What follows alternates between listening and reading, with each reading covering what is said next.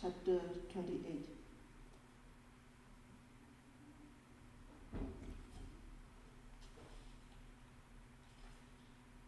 Page 6. Section 2.3. Knowing past lives. Wisdom-based spiritual power of knowing past lives.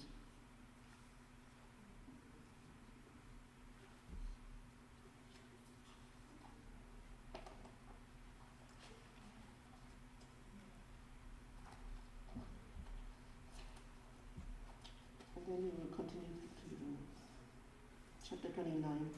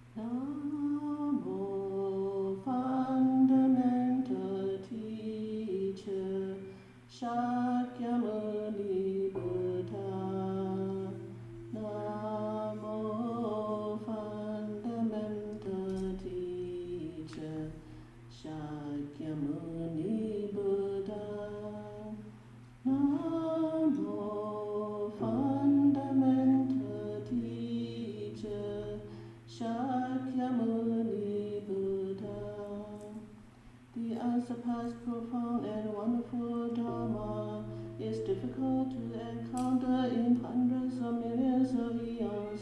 I now see and hear it, receive and uphold it. And I want to fathom the Tathagata's true meaning. Flower Adornment Sutra. The 10th Spiritual Powers, Chapter 28. Disciples of the Buddha, with the wisdom-based spiritual power of knowing past lives with whenever one wishes. A Bodhisattva Mahasattva knows past lives of his own and all sentient beings in worlds as many as decimals in ineffable Buddha lands, throughout past eons as many as decimals in ineffable Buddha lands.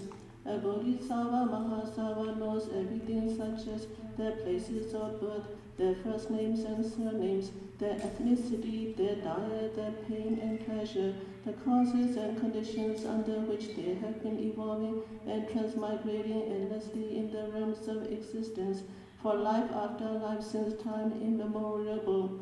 He also knows all matters such as sentient beings, various types and ranks, nationalities, destinies in rebirth, appearances, karmic deeds, bondage, thoughts, causes and conditions that lead to the different lives. He also recalls that there are as many Buddhas as decimals in all Buddha lands, in worlds as many as decimals in all Buddha's lands, throughout eons as many as decimals in all Buddha lands. The Bodhisattva Mahasattva recalls the name of each Buddha, how the Buddha came into the world, his assemblies, his parents, his attendants, his hearers, his two best disciples, his cities and counties, his leaving home, his attainment of utmost proper enlightenment under the Bodhi tree, the places and thrones where he proclaimed so many sutras, how he benefited sentient beings, his lifespan at that time, his performance of Buddha deeds, his entry into parinirvana through reliance on the non-residual parinirvana, and how long his Dharma remained after his entry into parinirvana. The Bodhisattva can recall all of this. He also recalls the names of Buddhas as many as decimals in ineffable Buddha lands. Each name represents Buddhas as many as decimals in ineffable Buddha lands. He has complete knowledge of how each of these Buddhas brings forth his initial resolve for Bodhi, makes vows and practices, makes offerings to all Buddhas, tames sentient beings and speaks Dharma for his assemblies. He knows the length of each Buddha's life, his spiritual powers of transformation, and even his entry into non-residual parinirvana, the length of time his Dharma remains after he enters parinirvana, at the stupas and monasteries that are constructed with various adornments, causing sentient beings to plant and nurture good roots. The Bodhisattva can know all of this. This is called the Bodhisattva Mahasattva's third wisdom-based spiritual power of knowing past lives, extending back through eons of time. Disciples of the Buddha, with the wisdom-based spiritual power of knowing future eons of time, a Bodhisattva Mahasattva knows all eons in worlds as many as decimals in ineffable Buddha lands. In each eon, the Bodhisattva knows everything about how sentient beings continually die and are reborn within the levels of existence, whether the coming actions and retributions are wholesome or unwholesome, transcendental or mundane, decisive or indecisive. He knows whether sentient beings have wrong or correct concentration, whether or not their good roots are accompanied by defilements, whether or not they are endowed with good roots, whether or not they can be gathered in by their good roots, whether or not they have accumulated good roots, and whether or not they have accumulated offenses. He knows all such things throughout worlds as many as decimals in ineffable Buddha lands, throughout future eons as many as decimals in ineffable Buddha lands. In each eon there are names of Buddhas as many as decimals in ineffable Buddha lands. Each name represents the Tathagatas as many as decimals in ineffable Buddha lands. He has complete knowledge of how each and every Tathagata will bring forth his initial resolve for Bodhi, make vows and practices, make offerings to all Buddhas, tame sentient beings, and speak Dharma for his congregations. He knows the length of each Buddha's life, his spiritual powers of transformation, and even his entry into non-residual parinirvana, the length of time his Dharma will remain after he enters parinirvana, and the stupas and temples that will be constructed with various adornments, causing sentient beings to plant and nurture good roots. This is called the Bodhisattva Mahasattva's fourth wisdom-based spiritual power of knowing future eons of time. Disciples of the Buddha, with the perfection of the unobstructed purity of the heavenly ear, a Bodhisattva Mahasattva's hearing is perfect, extensive, keen, and penetrating, unhindered and unimpeded in its reach. The heavenly ear is fully endowed and accomplished.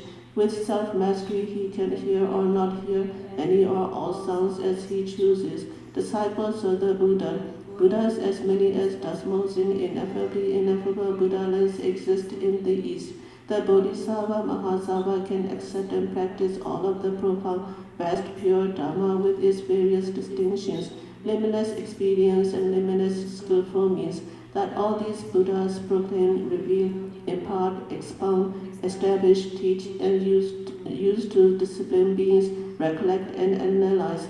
Further, the Bodhisattva Mahasattva can remember and uphold all of his Dharma, both the meaning as well as the words, whether it is spoken for a single person or an assembly, and including the Buddha's tone of voice, their articulation, their wisdom, their understanding, their manifestations, their ability to think, their states of mind, their ground of being, and their ways of transcendence. He never forgets this Dharma, nor dismisses it, nor severs it, nor retreats from it, nor becomes confused. He explains this Dharma for others so that they in turn awaken to understanding and never forget a single word or sentence of this Dharma. Just as he is able to do this in the East, he can do the same in the South, West, North, the four intermediate directions, as well as above and below. This is called a Bodhisattva Mahasattva fifth wisdom-based spiritual power of the unobstructed purity of the heavenly ear. Disciples of the Buddha, when dwelling in spiritual power devoid of substance, spiritual power devoid of effort, spiritual power based in equality, vast spiritual power, infinite spiritual power, spiritual power devoid of reliance, spiritual power that accords with one's wishes, spiritual power that arises, spiritual power that does not arise, spiritual power that does not retreat, spiritual power that is not cut off, indestructible spiritual power, increasing spiritual powers, and spiritual powers that reach wherever they are sent. A Bodhisattva Mahasattva hears the names of Buddhas in extremely distant worlds, that is, in countless worlds, measureless worlds, even worlds as many as dozens in ineffable Buddha lands. He sees himself in each Buddha's presence as soon as he hears the Buddha's name. Those words may be upright or inverted, each unique in shape, locale, and features. Boundless and unobstructed is the assortment of lands and epochs, each adorned with infinite meritorious virtues. Every Tathagata will appear in these worlds to manifest spiritual transformations and praise the unique names of limitless and countless Buddhas. Once this Bodhisattva hears the name of a Tathagata, he sees himself in the Buddha's presence without leaving his original place. There he bows, pays respect, attends, and makes offerings to the Buddha. He asks about the Dharma of Bodhisattvas and enters the Buddha's wisdom. He thoroughly and utterly knows the assemblies and the Dharma spoken in Bodhimandas in all Buddha lands, yet remains unattached. In this way he passes through as many eons as dozens in ineffable Buddha lands, reaching all places throughout the 10 directions without going anywhere. Nonetheless, he travels to every land to see the Buddhas, to listen to the Dharma, and to inquire about the path without pausing, giving up, resting, or growing weary. He cultivates the Bodhisattva's practice and realizes his vast vows. To fulfill his vows, he never retreats, for he does not wish the vast nature of the Tathagatas to be cut off. This is called the Bodhisattva Mahasattva's sixth wisdom-based spiritual power of being devoid of substance and unmoving, as one reaches to all Buddha lands. Disciples of the Buddha, with the wisdom-based spiritual power of clearly discerning sentient beings' words and voices, a Bodhisattva Mahasattva understands the various spoken words of sentient beings in worlds as many as dozens in ineffable Buddha lands. He understands the language of sages, the language of those who are not yet sages, the language of heavenly beings, the language of dragons, the language of yakshas, gandharvas, asuras, garudas, kinnaras, maharagas, humans and non-humans, and so forth, to the languages of ineffable sentient beings. He understands all the individual expressions and distinctions in any world that this Bodhisattva enters. He discerns the dispositions and desires of all beings therein. He communicates in ways suited to these beings' dispositions and desires, so that they completely understand without a doubt, just as sunshine appears to illumine all forms, so that those with eyes will see clearly. A Bodhisattva Mahasattva is the same way. With the ability to proficiently differentiate all spoken words, he deeply enters all classes of verbal communication. All of his speech aims to ensure that those intelligent and wise in the world understand. This is called the Bodhisattva Mahasattva's seventh wisdom-based spiritual power of clearly discerning all words and phrasing. Disciples of the Buddha, with this wisdom-based spiritual power of producing infinite samkhyas of adorned physical bodies, a Bodhisattva Mahasattva knows that all dharmas are apart from characteristics of form, being free from distinctive characteristics, various characteristics, limitless characteristics, and differentiated characteristics, and not being characterized by green, yellow, red, or white. A Bodhisattva who enters the Dharma rim in this way manifests a body that takes on various forms, boundless forms, infinite forms, pure forms, adorned forms, all-pervasive forms, incomparable forms, all-illuminating forms, and enhanced forms, harmonious forms, forms replete with various features, forms removed from all vice, forms of awesome impact, honorable forms, inexhaustible forms, forms of intermingling wonders, extremely stately forms, incalculable forms, well-guarded forms, forms capable of maturation, forms that adapt and transform, unobstructed forms, thoroughly lucid forms, unsullied forms, extremely translucent forms, forms of courageous might, forms of inconceivable experience, incorruptible forms, flawless forms, unclouded forms, well-settled forms, magnificently ornamented forms, forms with various stately features, various forms of subsidiary fine characteristics, forms of dignified nobility, forms of marvelous states, well-polished and glistening forms, forms of a pure and profound mind, forms of blazing luster, forms of supreme grandeur, uninterrupted forms, independent forms, matchless forms, forms filling inexpressibly many Buddha lands, increasing forms, steadfast and receptive forms, forms of supreme virtue, forms complying with the heart's joy, forms of pure understanding, forms of collective wonders, forms of adroit determination, unimpeded forms, forms of spacious clarity, delightfully pure forms, forms apart from defilement, immeasurable forms, forms wondrous to behold, forms pervasively seen, forms appearing according to the time, tranquil forms, forms that abandon greed, forms of true fields of blessings, forms capable of creating peace, forms removed from fear, forms apart from foolish actions, forms of wisdom and courage, forms of unhampered physical characteristics, forms traveling everywhere, forms with minds relying on nothing, forms created by great kindness, forms manifested by great compassion, forms of impartial transcendence, forms replete with blessings and virtues, forms according to the thoughts in the mind, forms of boundless splendid jewels, forms of brilliance from treasure troves, forms inspiring faith and delight in sentient beings, forms in which all wisdom appears, forms with happy eyes, forms foremost in the ornamentation of jewels, forms without location, forms that manifest at will, forms of various spiritual powers, forms of those born in the family of the Tathagatas, forms that surpass all analogies,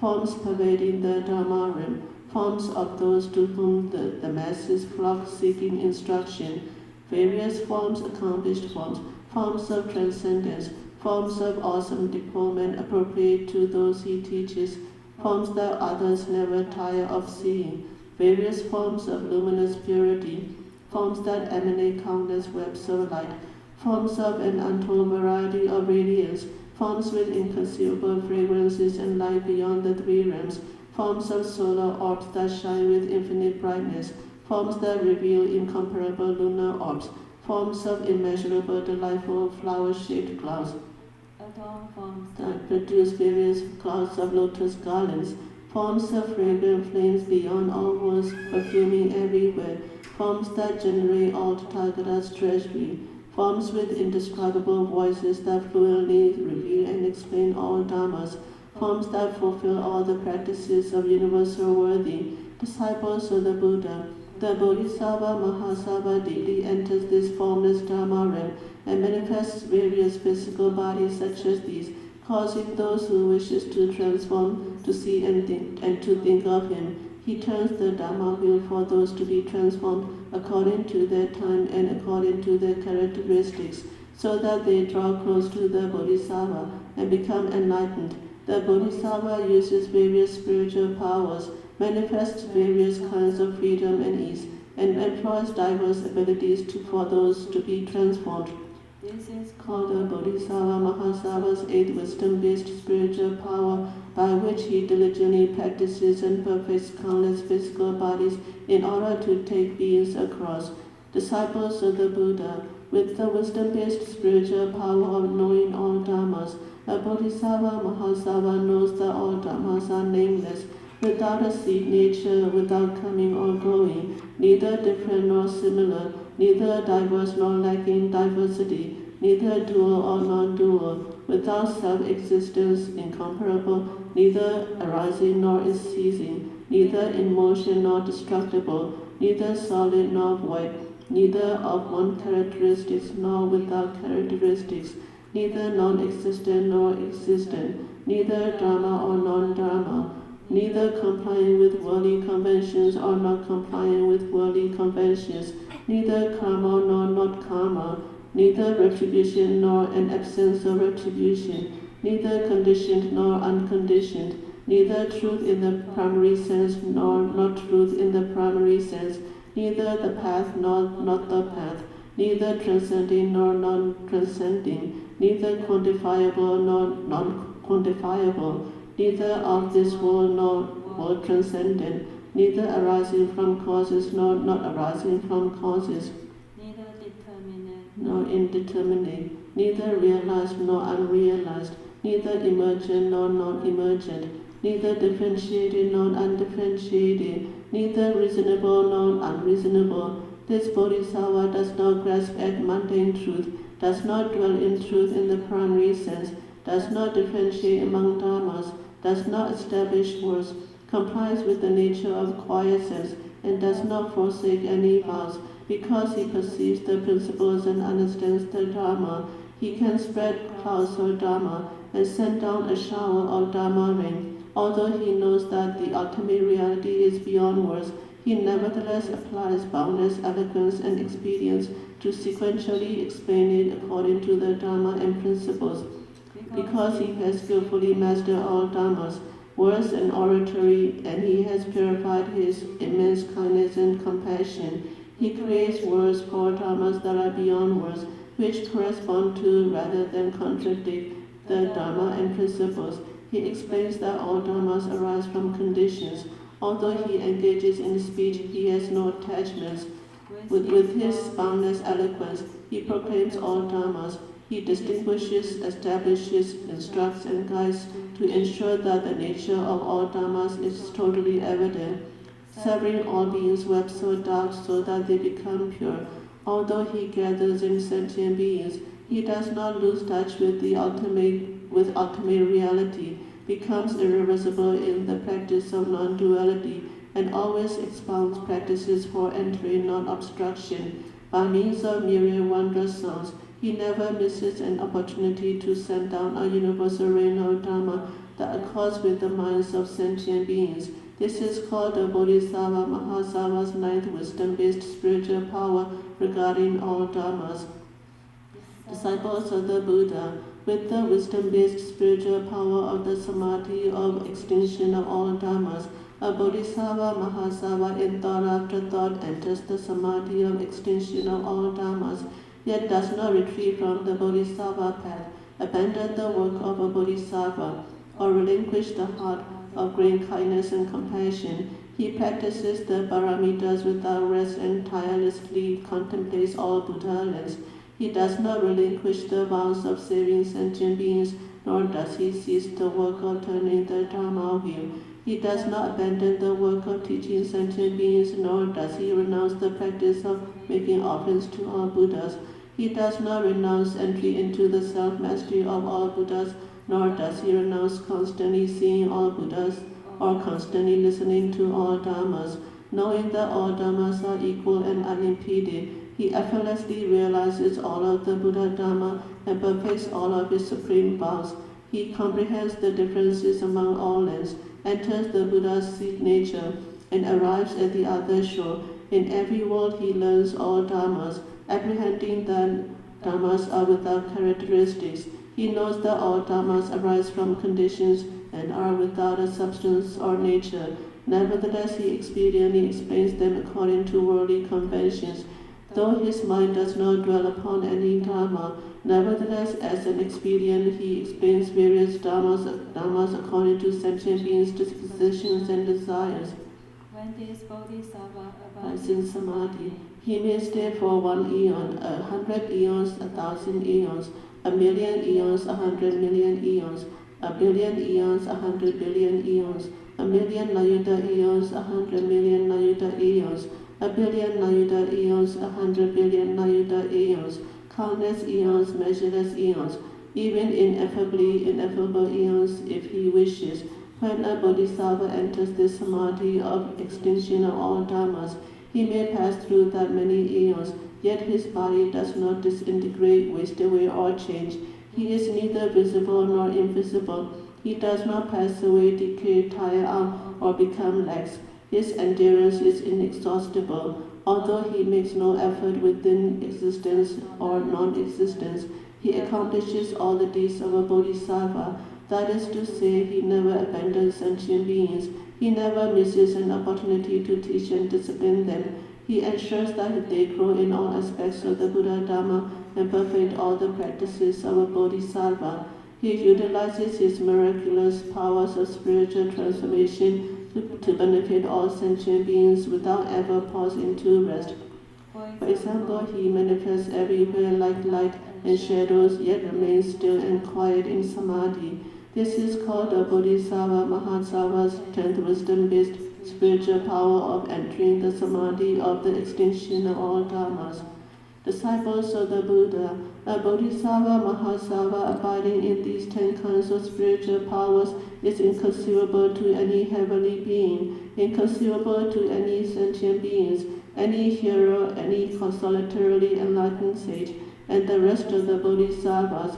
None of them can conceptualize his state. This Bodhisattva's body karma is inconceivable. His speech karma is inconceivable. His mental karma is inconceivable. His self-mastery Within Samadhi is inconceivable, and his states of wisdom are inconceivable. Other than Buddhas and the Bodhisattvas who have attained this spiritual power, no one else can tell, extol, and praise the merit and virtue of this Bodhisattva. Disciples of the Buddha, these are the 10 spiritual powers of a Bodhisattva Mahasattva. If a Bodhisattva Mahasattva abides in these spiritual powers, then he attains all the unobstructed wisdom-based spiritual powers of the 3 periods of time. End of chapter 28.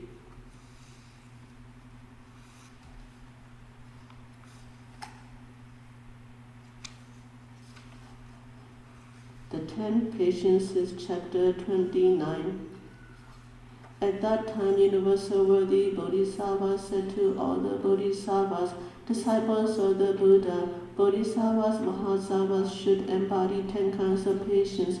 If they acquire these patiences, they will attain the ground of unhindered patience of all Bodhisattvas and be unimpeded and unlimited with respect to all Buddha Dharmas. What are the 10? They are patience with sounds, patience with the agreeable, patience with the state of mind in which no mental objects arise, patience in perceiving all as illusions, patience in perceiving all as mirages, patience in perceiving all as dreams, patience in perceiving all as echoes, patience in perceiving all as reflections, patience in perceiving all as conjured effects, and patience in perceiving all as the void. These 10 kinds of patience have been proclaimed, are being proclaimed, and shall be proclaimed by all Buddhas in the 3 periods of time. Disciples of the Buddha, what constitutes the Bodhisattva Mahasattva's patience with sounds? It means that when he hears the sounds of Dharma being proclaimed by all the Buddhas, he is not alarmed, frightened, or overawed. Rather, with deep faith and understanding, he awakens to the Dharma, pursues it with delight, recollects it with a focused mind, learns and practices it, and abides steadfastly in it. This is called patience with sounds, the first kind of patience of a Bodhisattva Mahasattva. Disciples of the Buddha, what constitutes the Bodhisattva Mahasattva's patience with the agreeable? The Bodhisattva ponders and contemplates all Buddha Dharmas, regards them impartially and does not violate them, complies with and understands them, purifies his mind with them, abides properly in and practices them, and enters and becomes accomplished in them. This is called patience with the agreeable, the second kind of patience of a Bodhisattva Mahasattva. Disciples of the Buddha, what constitutes the Bodhisattva Mahasattva's patience with the state of mind in which no mental objects arise? Disciples of the Buddha, this Bodhisattva Mahasattva perceives neither the slightest Dharma coming into being nor the slightest Dharma ceasing to be. Why is this? Where there is no coming into being, there is no ceasing to be. Where there is no ceasing to be, there is no reaching an end. Where there is no reaching an end, there is freedom from defilement. Where there is freedom from defilement, there is no discrimination. Where there is no discrimination, there is no attachment to a location. Where there is no attachment to a location, there is tranquility. Where there is tranquility, there is renouncing of desires. Where there is renouncing of desires, there is absence of effort. Where there is effortlessness, there is no longing. Where there is no longing, there is no residing. Where there is no residing, there is no going or coming. This is called patience with the state of mind in which no mental objects arise. The third kind of patience of a Bodhisattva Mahasattva. Disciples of the Buddha, what constitutes the Bodhisattva Mahasattva's patience in perceiving all as illusions? Disciples of the Buddha, this Bodhisattva Mahasattva realizes that all dharmas invariably are like illusions arising from causes and conditions. Through a single dharma, he understands many dharmas. Through many dharmas, he understands a single dharma. Once this Bodhisattva realizes that all dharmas are like illusions, he fathoms lands, beings, and dharma realms. He realizes the equality of worlds, the equality of the appearances of Buddhas, and equality of the 3 periods of time. He accomplishes all kinds of spiritual powers and transformations, just as an illusion is not an elephant, not a horse, not a carriage, not a pedestrian, not a man, not a woman, not a boy, not a girl, not a tree, not a leaf, not a flower, not a fruit, not earth, not water, not fire, not wind, not day, not night, not sun, not moon, not half a month, not 1 month, not 1 year, not 100 years, not 1 eon, not many eons, not concentration, not distraction, nor is it homogeneous, not heterogeneous, nor uniform, nor variable, nor broad, nor narrow, nor abundant, nor scarce, nor finite, nor infinite, nor coarse, nor fine, nor any of the various kinds of phenomena or their aspects. The various phenomena are not illusions. Illusions are not the various phenomena, yet due to illusions various different phenomena manifest. The Bodhisattva Mahasattva is the same way. He regards all worlds as illusory, namely the world of karma, the world of afflictions, the world of lands, the world of dhammas, the world of time, the world of inclinations, the world of formation, the world of destruction, the world of movement, and the world of deliberate action. When the Bodhisattva Mahasattva contemplates all worlds as illusory, he perceives no beings coming into being, no beings ceasing to be, no lands coming into being, no lands ceasing to be, no dhammas coming into being, and no dhammas ceasing to be. He does not see a past that can be differentiated, a future that is evolving, or a present that maintains its status quo even for the space of a single thought. He neither contemplates Bodhi nor differentiates Bodhi. He neither sees the Buddha's appearance nor sees the Buddha's nirvana. He never sees them as having dwelt in grave vows, nor sees them as having entered the proper position of Buddhahood. He never goes beyond their being equally illusory. Although this Bodhisattva accomplishes Buddha lands, he knows that lands have no differentiation. Although he is accomplished in the realms of sentient beings, he knows that there is no differentiation among sentient beings. Although he contemplates the entire Dhamma realm, he abides peacefully in the Dhamma nature, tranquil and unmoving. Although he Hence the equality of the three periods of time, he does not violate the convention of differentiating the three periods of time. Although he realizes the emptiness of skandhas and the locations, he forever severs all dependencies. Although he liberates sentient beings, he realizes that all in the Dhamma realm are equal and devoid of the various differences. Although he knows that all Dhammas are beyond language and inexpressible, he always speaks the Dhamma with infinite eloquence. Although he is not attached to the work of transforming sentient beings, he does not renounce great compassion, and he turns the Dhamma wheel to rescue all. Although he expounds past causes and conditions for them, he knows that causes and conditions are essentially devoid of evolvement. This is called patience in perceiving all as illusions, the fourth kind of patience of a Bodhisattva Mahasattva. Disciples of the Buddha. What constitutes the Bodhisattva Mahasattva's patience in perceiving all as mirages? Disciples of the Buddha. This Bodhisattva Mahasattva knows that all worldly phenomena resemble mirages. Like mirages, they have no location, are neither inside nor outside, neither existent nor non-existent, neither annihilated nor eternal, neither of one color nor of many colors, nor colorless. They are simply spoken of and manifested according to the beings of the world. The Bodhisattva in this way practices genuine contemplation. He understands all dhammas and at once realizes all levels of cultivation, thus attaining perfection. This is called patience in perceiving all as mirages, the fifth kind of patience of a Bodhisattva Mahasattva. Disciples of the Buddha.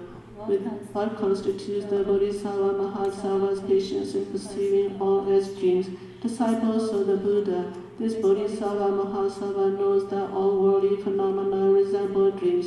Like dreams, they are neither of the world nor apart from the world. They are neither of the desire realm, nor of the form realm, nor of the formless realm. They neither come into being nor cease to be. They are neither defiled nor pure, and yet they make their appearance. The Bodhisattva Mahasattva is the same way. He understands all in the world as the same as dreams in their absence of change.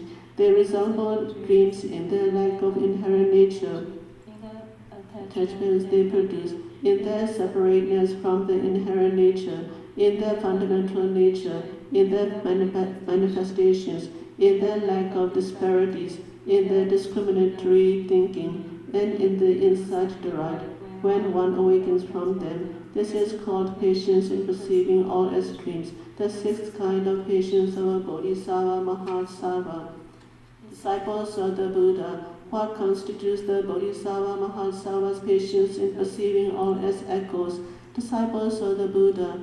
This Bodhisattva Mahasattva listens to the Buddha speak the Dharma, contemplates the nature of all Dharmas, perfects his study and cultivation, and arrives at the opposite shore. He knows that all sounds are like echoes in that they neither come nor go, but merely seem to exist. Disciples of the Buddha. This Bodhisattva Mahasattva contemplates how the thus common sound comes neither from within nor from without, nor from in between, within and without. Although he comprehends that the sound comes neither from within, nor from without, nor from in between, he realizes that the words and phrases spoken are the manifestation of skillful and clever experience. Like echoes in a valley, this sound arises from conditions yet remains unopposed to the Dharma nature.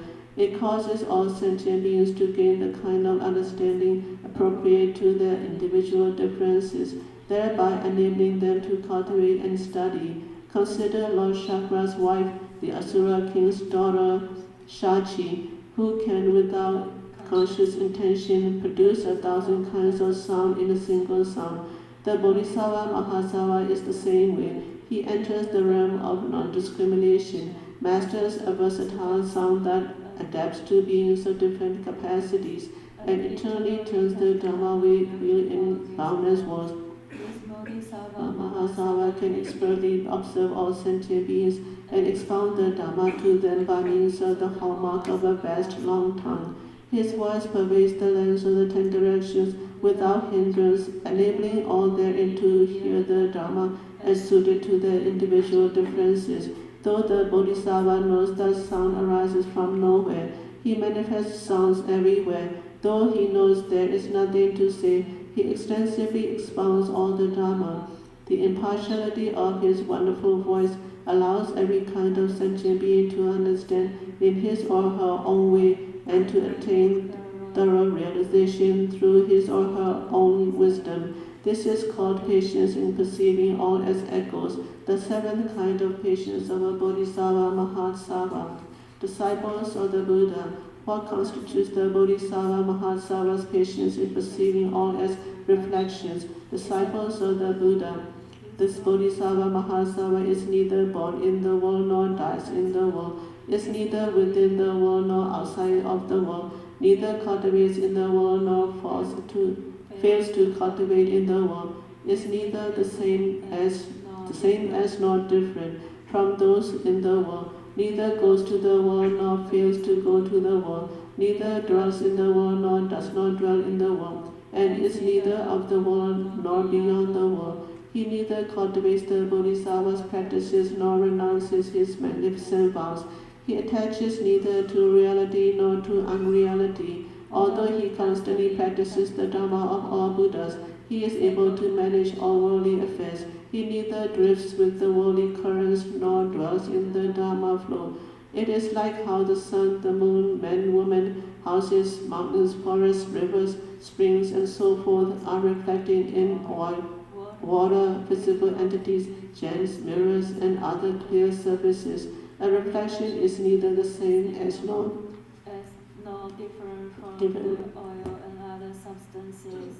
It neither separates from nor merges with them. A reflection neither gets carried adrift in a river or stream, nor sinks in a pond or well, appearing therein yet all the while untainted. Sentient beings may perceive a reflection as being at one location and not another, but although objects far and near all have reflections, the distance of a reflection does not correspond to the distance of its object.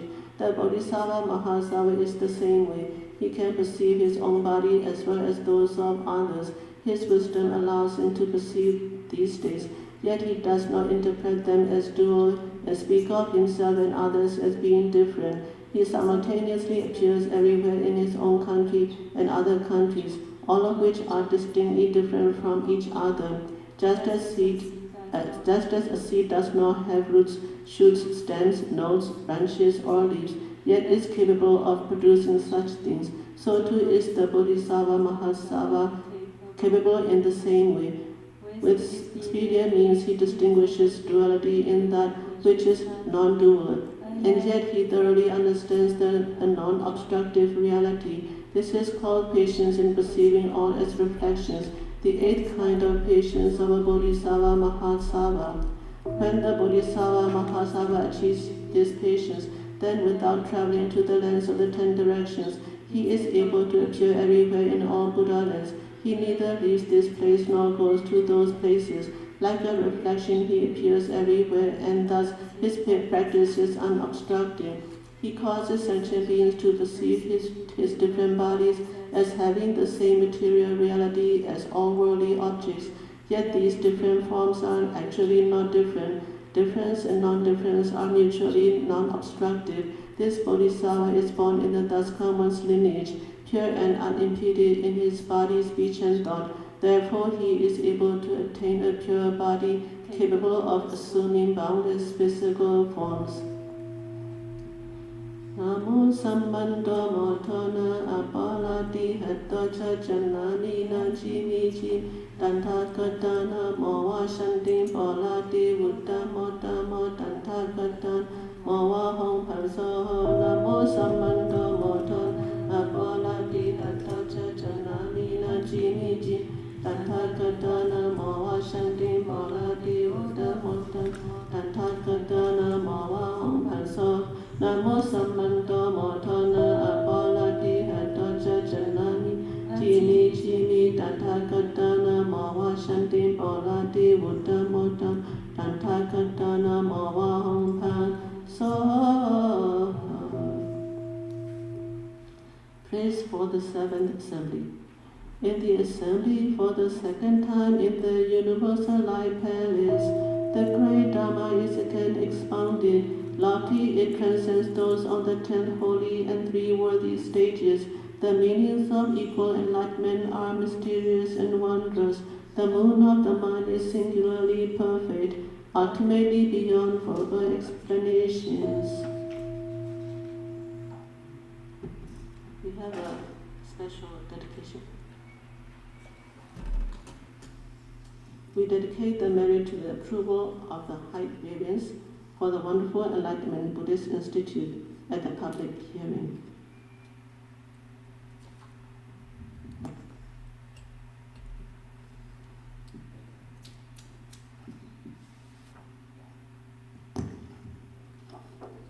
Dedication of merit. May every living being, our minds as one and radiant with light, share the fruits of peace with hearts of goodness, luminous and bright. If people hear and see how hands and hearts can find in giving unity, may their minds awake to great compassion, wisdom, and to joy. May kindness find reward. May all who sorrow leave their grief and pain. May this boundless light break the darkness of their endless night. Because our hearts are one, this world of pain turns into paradise. May all become compassionate and wise. May all become compassionate and wise.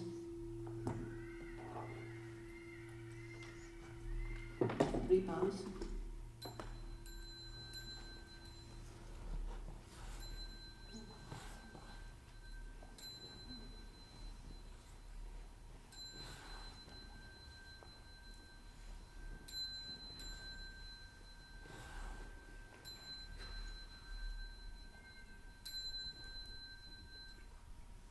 Bow in respect to the Venerable Master.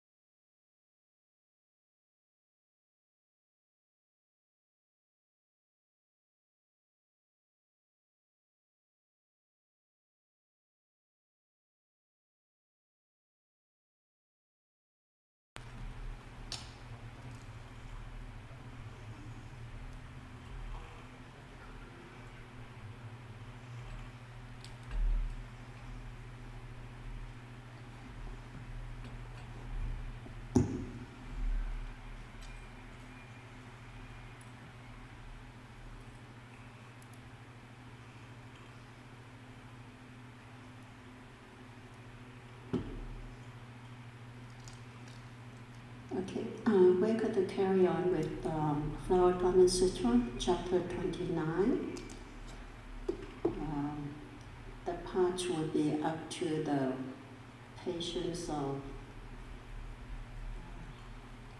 what's that?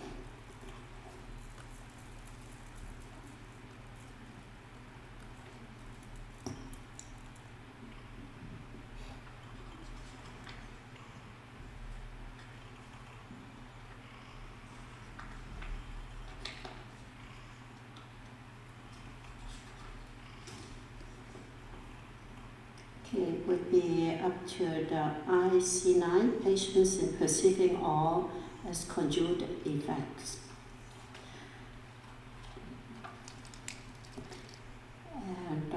And we will finish the session about 5 minutes earlier. There will be a syllabary preview at the end of this session, if you wish to stay behind to listen to that.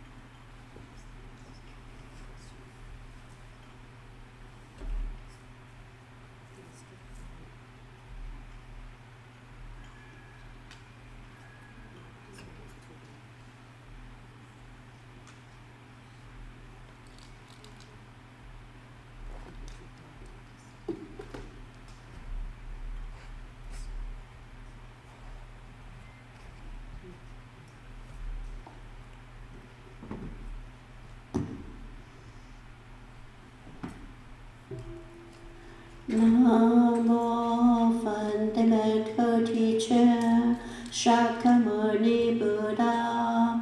Namo Fundamental Teacher Shakyamuni Buddha. Namo Fundamental Teacher Shakyamuni Buddha. The unsurpassed, profound and wonderful Dharma is difficult to encounter in hundreds of millions of eons.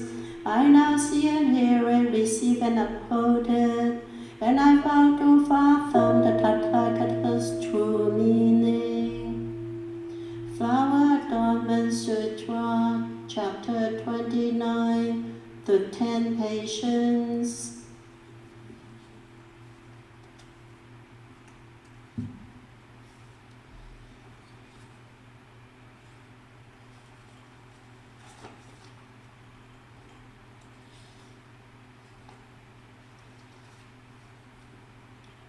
Disciples of the Buddha, what constitutes the Bodhisattva Mahasattva's patience in perceiving all as conjugate effects? Disciples of the Buddha, this Bodhisattva Mahasattva knows that all worldly phenomena resemble conjugate effects. That is, all sentient beings' mental deeds resemble conjugate effects, for they result from awareness and thoughts. All worldly activities resemble conjugate effects, for they result from discriminations or misinterpretation of suffering, and happiness resemble conjugate effects, for they result from delusion, craving, or unreal. Worldly dharmas resemble conjugate effects, for they manifest through language and speech, and all afflictions and distinctions resemble conjugate effects, for they result from the condition. Furthermore, the purifying and taming all sentient beings resembles a conjugate effect, for it manifests from non-discrimination. The Bodhisattva steadfastness throughout the 3 periods of time resembles a conjugate effect, for it is due to impartiality premised on non-rising. The Bodhisattva's power resembles a conjugate effect, for it is established through extensive cultivation. The thus one's great compassion resembles a conjugate effect, for it is manifested by expediency, and the provisional turning of the Dharma will resembles a conjugate effect, for it is expressed with eloquence arising from wisdom and fearlessness. Such is the Bodhisattva's understanding of worldly and transcendental conjugate effects. His understanding, which is based on direct experience, extensive knowledge, factual knowledge, suffering knowledge, and genuine knowledge, cannot be swayed by delusive views, nor does his conduct, which conforms to worldly conventions, contravene the truth. Consider the analogy of a conjugate effect that arises neither from the mind, nor from mental dharmas, nor from karma. It is not subject to retribution. It neither is born in the world, nor perishes in the world. It cannot be pursued or grasped. It dwells neither for a long time nor for a brief instant. It neither traverses the world nor departs from the world. It is not bound exclusively to one location, nor does it belong to every location. It is neither measurable nor immeasurable. It neither grows weary and rests, nor is indefatigable. It is neither mortal nor divine, neither defiled nor pure. It undergoes neither birth nor death. It is neither wisdom nor foolishness.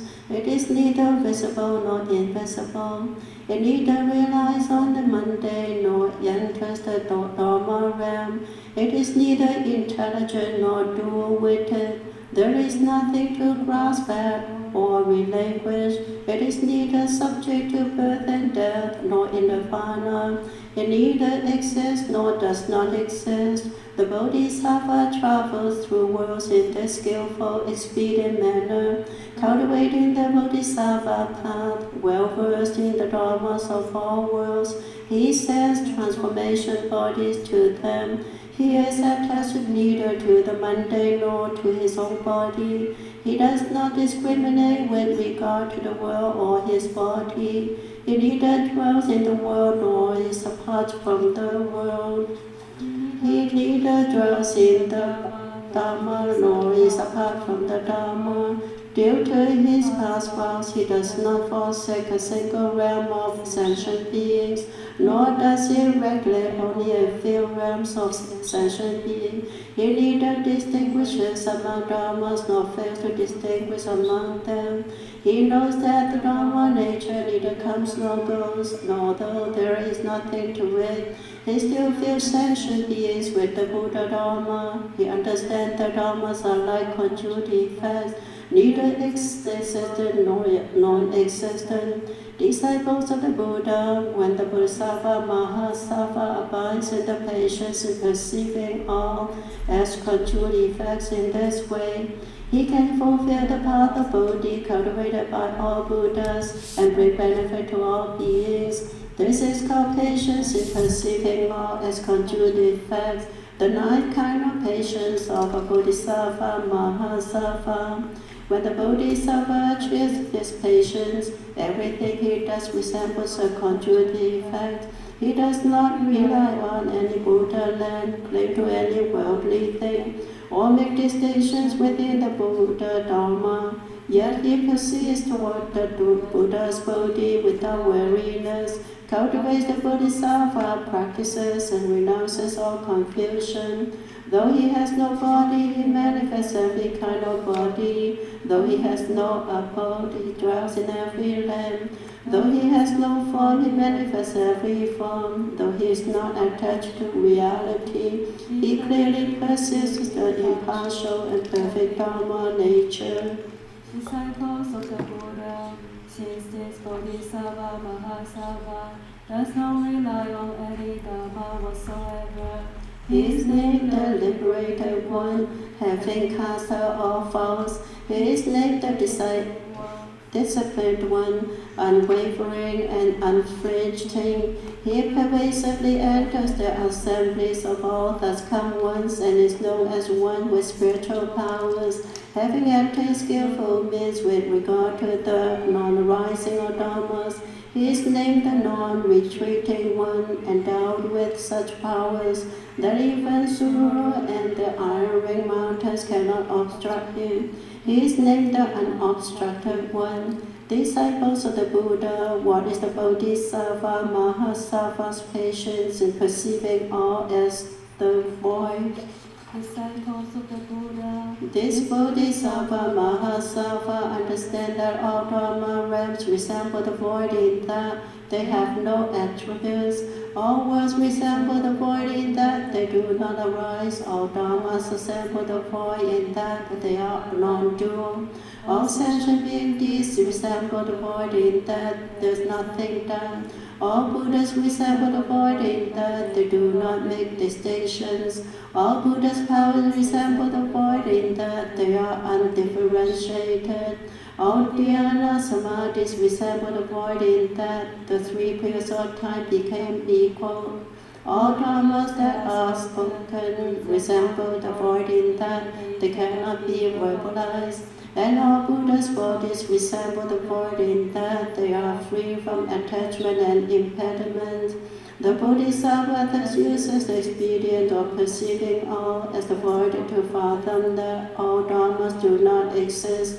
Disciples of the Buddha, when the Bodhisattva Mahasattva comprehends all dharmas by means of the wisdom or the patience of perceiving all as the void, he attains a body and bodily karma that resemble the void, speech and speech karma that resemble the void, and a mind and mental karma that resemble the void. Just as the void sustains all dharmas so that there is neither production nor destruction, the Bodhisattva Mahasattva Dharma body life voice is free from birth and death.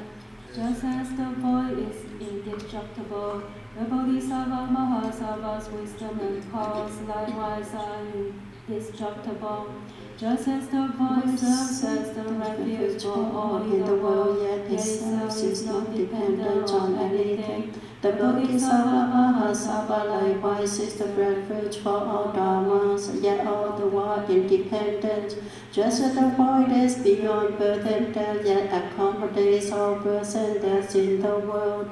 The Bodhisattva likewise is without aims or achievements, yet manifests aims and achievements, leading all those in the world to cultivate purity. Just as the void lacks boundary, yet can manifest infinitely many boundaries, the Bodhisattva likewise or retribution, yet is able to manifest all sorts of karma and retribution. Just as the void neither travels nor remains still, yet can reveal all sorts of manifestations. Likewise, the Bodhisattva Mahasattva neither travel nor remain still, yet is able to discern all practices. Just as the void neither has form nor lacks form, yet can display all the various forms. Likewise, the Bodhisattva has neither worldly nor transcendental form, yet can display all forms. Just as the void is neither distant nor close, yet lasts forever and manifests all things. Likewise, the Bodhisattva Mahasattva is neither distant nor close, yet is able to dwell forever and display all the practices of Bodhisattvas. Just as the void is neither clean nor polluted, yet not apart from cleanliness and pollution. Likewise, the Bodhisattva Mahasattva is neither impeded nor unimpeded, yet not apart from impediment nor non-impediment. Just as the whole world appears before the void, yet the void does not appear before the whole world. Likewise, all dharmas appear before the Bodhisattva, yet he does not appear before all dharmas. Just as the void enters all and knows no bounds. Likewise, the Bodhisattva Mahasattva enters all dharmas, and his Bodhisattva resolve knows no bounds. Why is that? The reason is that what the Bodhisattva does is like the void.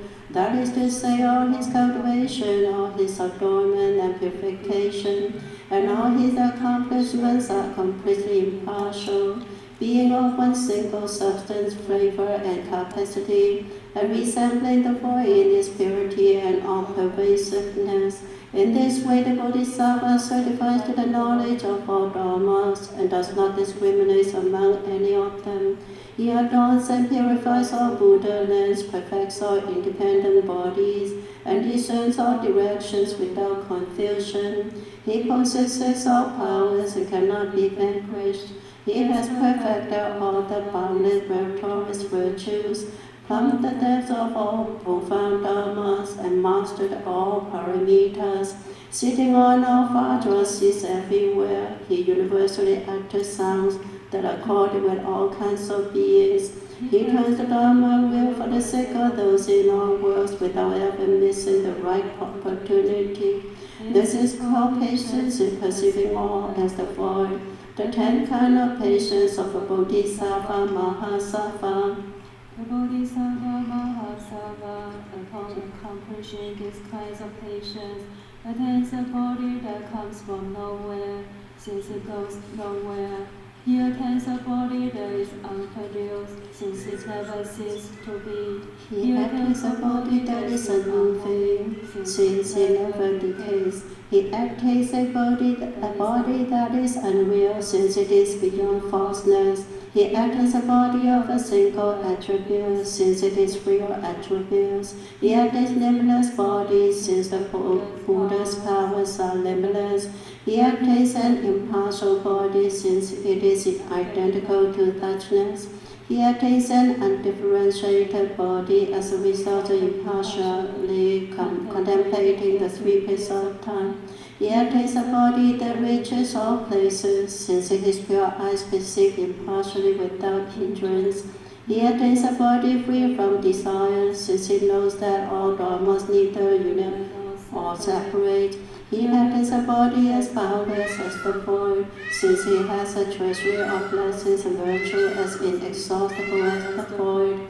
He attains a body endowed with impartial eloquence, based in the infinite and perpetual Dharma, Sutra, because he knows that the marks of all dharmas are just a single mark, and that their nature is no nature like the void.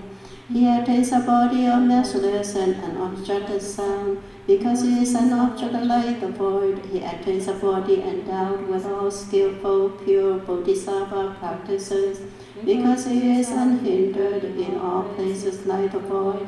He attains a body of the successive continuity of the oceans of all Buddha dharmas, because like the void it cannot be brought to an end. He attains a body that can display limitless Buddha lands in every Buddha land, since it is free from greed and attachment and is boundless like the void. He attains a body that can display all sovereign dharmas without rest, for he resembles the void and the ocean in their boundlessness. He attains a body of all indestructible and solid strengths, as a result of sustaining all worlds like void. He attains a body endowed with keen faculties, and as strong as destructible as Vajra, because like the void he cannot be burned by any of the Kalpic fires. He attains a body with the strength to uphold the entire world, as a result of having power or wisdom like the void. Disciples of the Buddha, these are the 10 kinds of patience of a Bodhisattva Mahasattva. At that time, universal worthy Bodhisattva Mahasattva, wishing to restate the meaning of his teachings, spoke the following verses. Take, for example, a person in the world who learns of the sight of a treasury trove. The prospect of uncovering it is cause of great joy in his heart. That is what happens when the greatly wise Bodhisattva, true disciple of the Buddha, encounters the Dharma of Buddha, which is profound, tranquil, and marvelous. Upon hearing this profound Dharma, his mind is set at peace, free from panic and terror, free from every fear. The great enlightened hears the extensive sound. With a mind pure and patient, he is free of doubt in this regard. But the Dharma he has heard in all his profound subtle wonder, he is bound to accomplish all wisdom and be a great teacher for humans and gods. The Bodhisattva who hears this sound rejoices in his heart and makes for the resolute vow to seek the Dharma of all Buddhas. Through his delightful Bodhi, his mind is gradually subdued and his faith made to grow. He neither opposes nor dis. Hence, when he hears this sound, in his mind and patience takes root, wherein he dwells without wavering to cultivate the Bodhisattva's practices. In his quest for Bodhi, he focuses his cultivation on his path. Vigorous and never retreating, he dismisses of no beneficial restraints. Seeking the path of Bodhi, his mind is free from fear. Hearing the Dharma, he grows more vigorous in presenting offerings to the Buddhas to delight them. Just as a person of great blessings who acquires a treasury of fine gold carries the gold with him, fashioning it into ornaments, in the same way the Bodhisattva, hearing the Dharma's profound meaning, ponders it, expanding his oceanic wisdom, and cultivates the Dharma of compliance. He understands to accord with the existence of Dharmas. He understands to accord with the non-existence of Dharmas. In this way, he toils with every Dharma, thus achieving an understanding of all Dharmas, accomplishing the pure mind, brings thorough understanding, the great joy. Knowing that the Dharmas arise from conditions, he cultivates with diligent zeal. Impartially contemplating all Dharmas, he comes to know their inherent nature, not opposing the treasury of Buddha Dharma. Constantly fortify his resolve with joy, he thereby purifies and adorns the Buddha's Bodhi. Immovable as Mount Sumuru, he single-minded quest for right enlightenment. With vigorous resolve, he cultivates the path of Samadhi. Through measureless eons of diligent practice, he never retreats or falters. The Dharma comprehending this principle, his mind never grows weary or lax. As the peerless one taught, he regards all Dharmas impartially. Bearing everything equally with patience, he is able to achieve the wisdom of impartiality. Following the Buddha's thought, he accomplishes the Dharma of patience. Understanding the Dharmas in accord with thusness, he does not differentiate among them. In the heaven of the 33, all the celestial princes share a single vessel of food, yet every prince's food taste is different. The various foods that are eaten do not come from the 10 directions, according to the karma of their cultivation. These foods naturally appear in the fossil. A similar thing happens to Bodhisattvas as they contemplate all Dharmas which arise from causes and conditions, yet do not come into being or cease to be. Since they do not cease to be, they have no end. Since they have no end, they are free of defilement. Thus, regarding the ever-changing worldly Dharma, the Bodhisattva knows them to be beyond change. Without change, there is no location. Without location, there is quiescence. With his mind undefiled by attachment, he vows to liberate all sentient beings. Concentrating on the Buddha Dharma, he is never distracted or moved. With a heart of compassionate vows, he acts expediently in the world, diligent in his quest. Neither going nor coming, he expediently and skillfully expounds the Dharma. This patience is supreme, understanding that Dharmas are endless. He enters the true Dharma realm without actually entering anything. The Bodhisattva dwelling in this patience universally see all that come once, simultaneously bestowing a prediction upon him. This is called being offered a position by the Buddhas. Comprehending that Dharmas in the 3 periods of time are characterized by stillness and purity, he is able to transform sentient beings and set them in a wholesome path. All the various Dharmas in the world are nothing more than illusions. Once the Bodhisattva can understand them thus, his mind will not be swayed. All karma is born from the mind, but since the mind is said to be like an illusion, if one leaves these discriminations, all paths of existence will be extinguished. The mind is like a magician who conjures up every image, causing the crowd to quake them with delight. Ultimately, there is nothing there. The world is also thus. All things are illusions, without a nature or an origin, in spite of their manifold appearances. The Bodhisattva liberates sentient beings, leading them to realize that dharmas are illusory. Beings are no different from illusions. Once illusion is understood, there are no beings. Sentient beings, countries, and all dharmas in the 3 periods of time are without exception no more than illusions. The mind conjures up illusory men and women, elephants, horses, oxen, sheep, cottages, pools, springs, and such, gross flowers, fruits, and light. These illusory things have no sanctions, nor any place where they dwell. Characterized by ultimate quiescence, they manifest in response to discrimination. The Bodhisattva in this way contemplates all in the world. All Dharma, conditioned or unconditioned, he understands to be illusory. Sentient beings and lands are created by various kinds of karma. Entering the illusion like Jira, the Bodhisattva Relies on and attaches to nothing. Attaining skillful means in this way. The Bodhisattva is tranquil and free from sophistry. Dwelling on the ground of non-objection, he universally displays magnificent might. Courageous disciples of the Buddha comply with and enter the wonderful Dharma. Deftly observe how every thought traps and entangles one in the world. The myriad thoughts resemble mirages, causing beings to be confused. The Bodhisattva recognizes the true nature of thoughts and leaves all confusion far behind. Sentient beings are each distinct, their forms and kinds not the same. Realize that everything comes from thought, there's no reality to anything. Sentient beings in the 10 directions or obscured by their thoughts.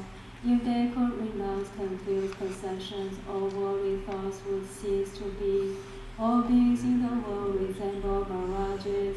They vary only according to thoughts. No, either the world is based on thoughts. One departs from the 3 kinds of confusion. Take the analogy of a mirage on a hot day. Most people perceive it as water. In actuality, there is no water at all. And the wise do not seek water there. For sentient beings, it is that way too. Their mundane inclinations are obnoxious, figments of their minds, yet the state of their mind is unobstructed. As one transcends thoughts, one also abandons fallacious arguments. Then one becomes able to liberate those who foolishly cling to thoughts, removed from arrogance, devoid of worldly thoughts. One dwells in the realm vast and infinite. These are Bodhisattva's experience. The Bodhisattva realizes that mundane dharmas are all like dreams, neither somewhere nor nowhere. Essentially, they are eternally quiescent. There are no distinctions among dharmas. Like dreams, they are not beyond the mind. In all worlds, in the three periods of time, everything is just that way. Dreams in essence neither arise nor perish. They have no direction nor location. The three realms are all this way.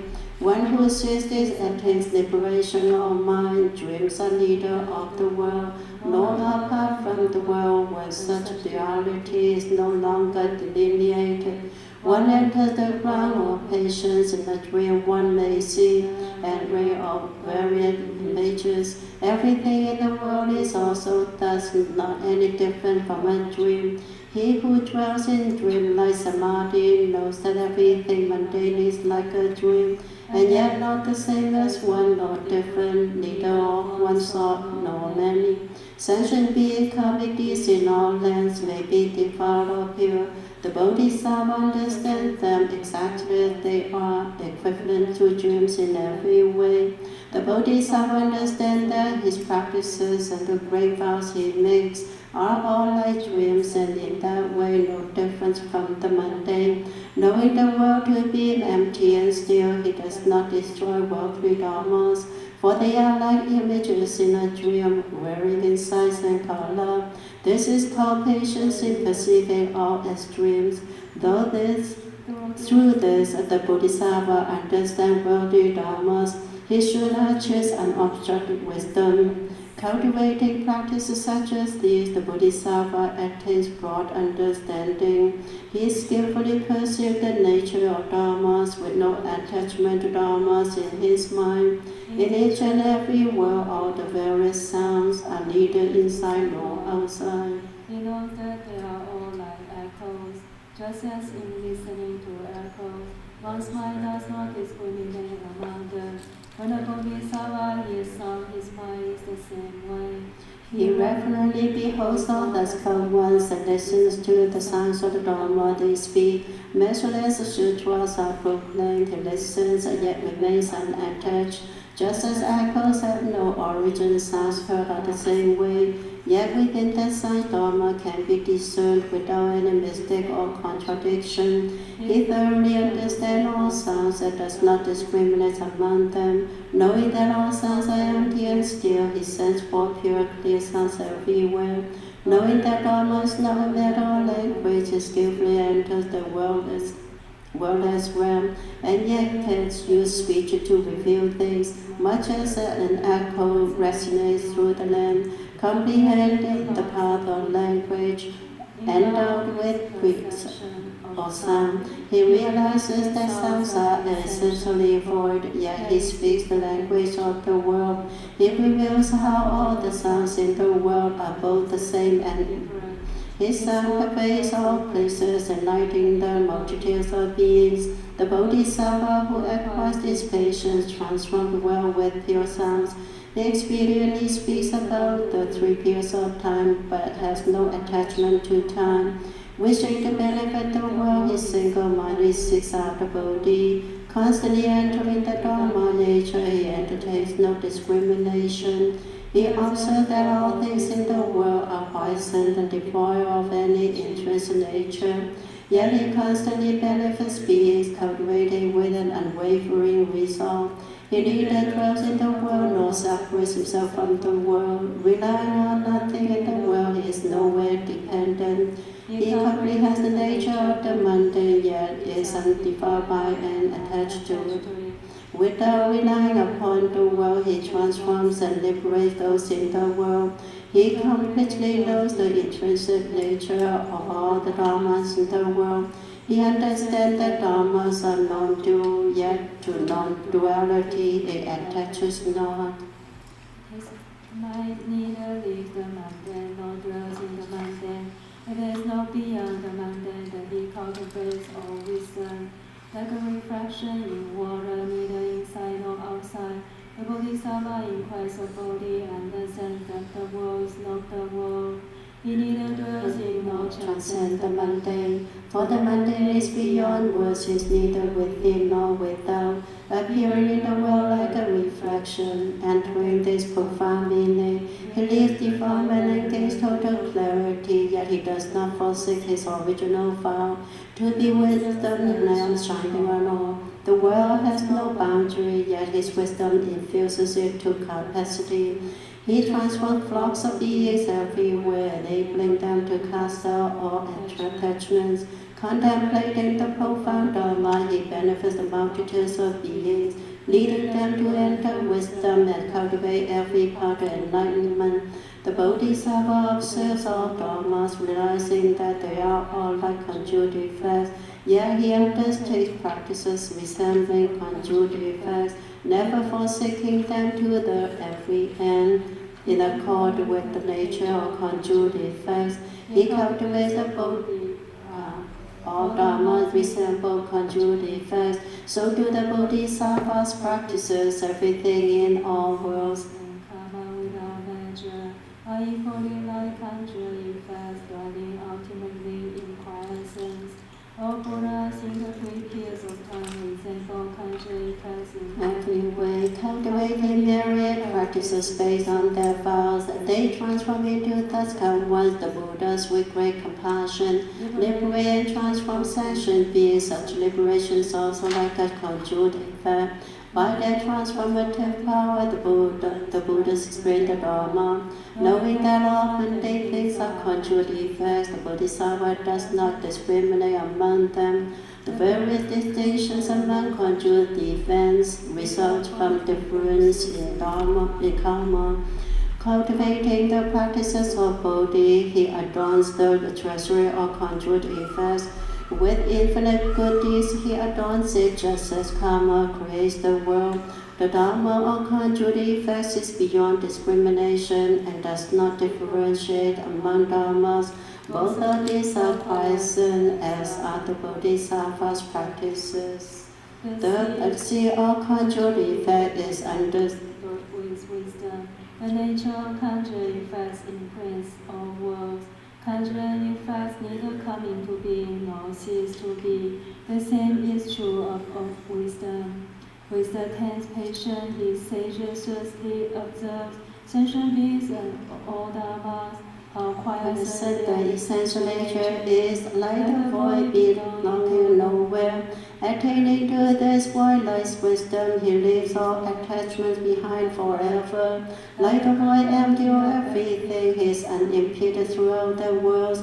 Patience in perceiving all as the void that he achieves. Its power, like the void, is inexhaustible. States of being resemble empty space, yet he discriminates not as to emptiness.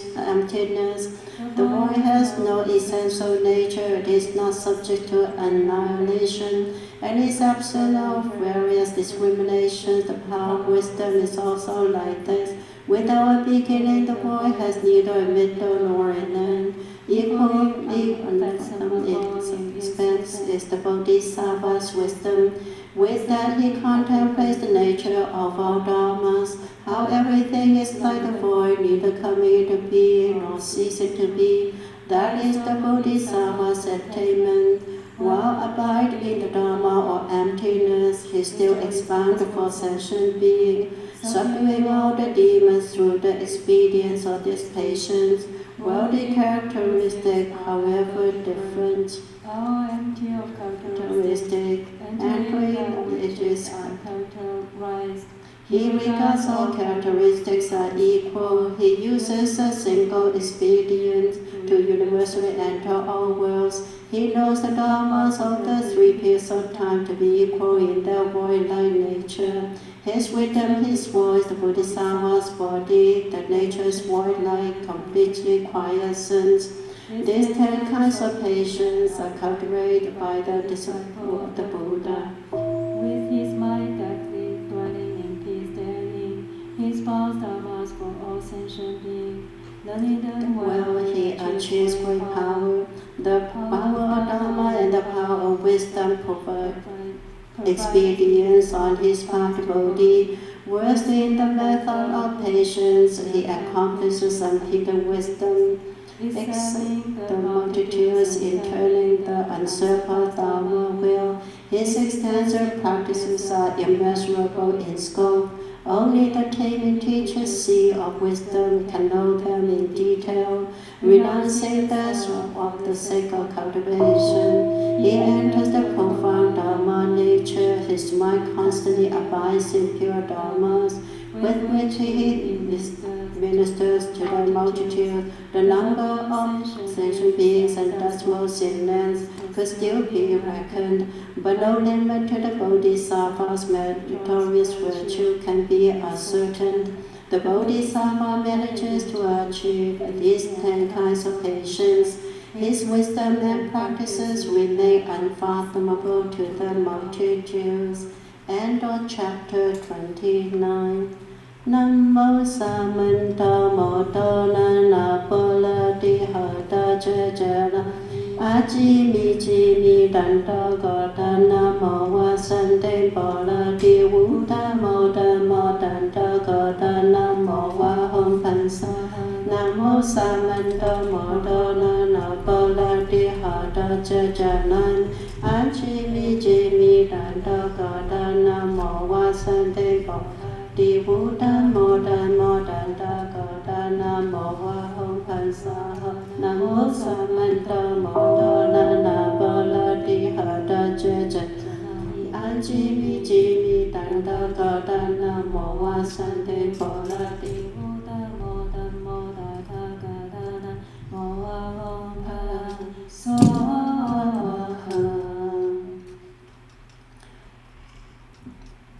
Praise for the seventh assembly.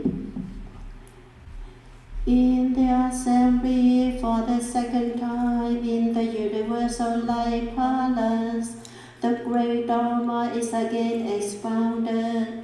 Lofty, it transcends those on the 10 holy and 3 worthy stages. The meanings of equal enlightenment are mysterious and wondrous. The moon of the mind is singularly perfect, ultimately beyond verbal explanation. Special dedication. We dedicate the marriage to the approval of the highest variants of the wonderful Enlightenment Buddhist Institute at the public hearing.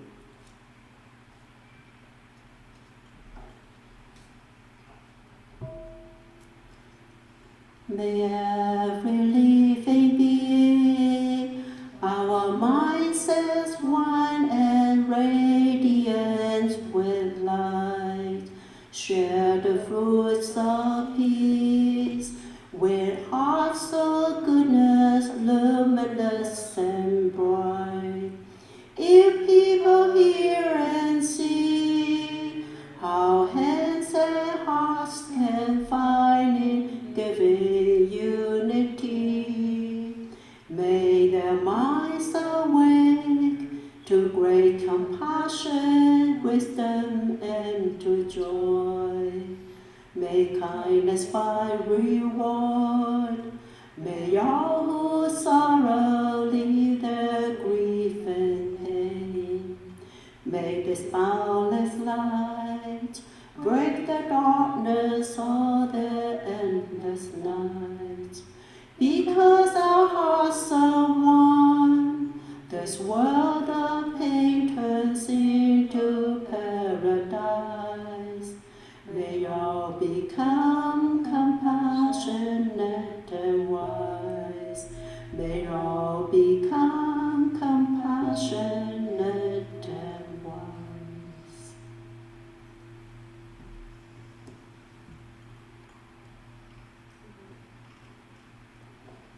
Okay, 3 bows.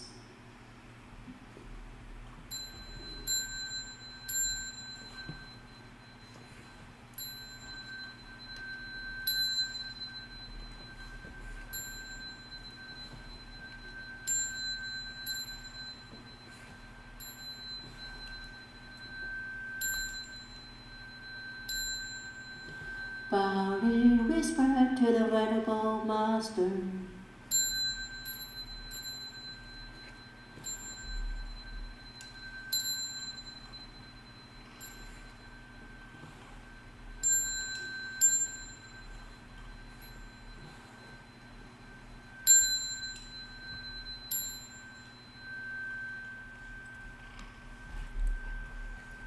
So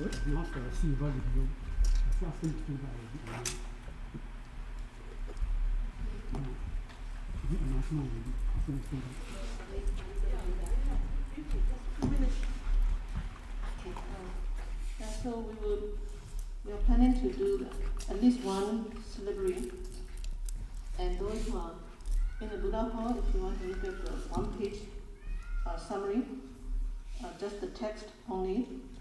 We have the praise of the Avatamsaka syllabary, and then the next one is one set of 3 syllables of the sounds of the syllabary. The first set is made up of a, ra, ba, and then we have the finale and transference, where we repeat the 3 syllables a, ra, and ba, and we have the meaning of the finale as a summary, and so we will do at least one syllabary. It will take about at least 20 minutes. And Sanskrit sounds, since the first 3 and the second set are very simple, so it's made up of arapa and then chanala. So I think you know how to pronounce. These are similar to the English, except that CA is pronounced Chap. Okay, let me talk about. Any questions?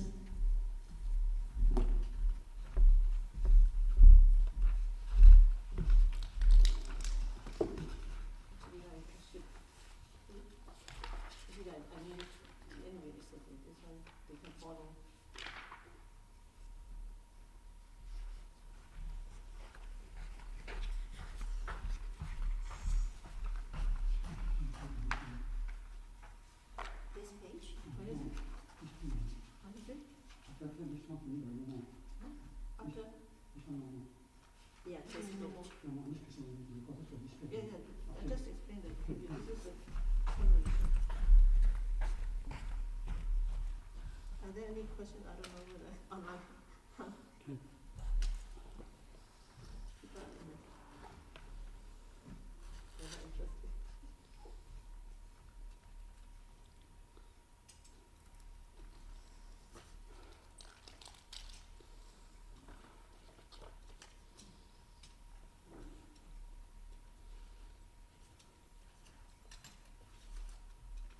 I already told I So feel free to share stuff. yeah, because I showed her the note.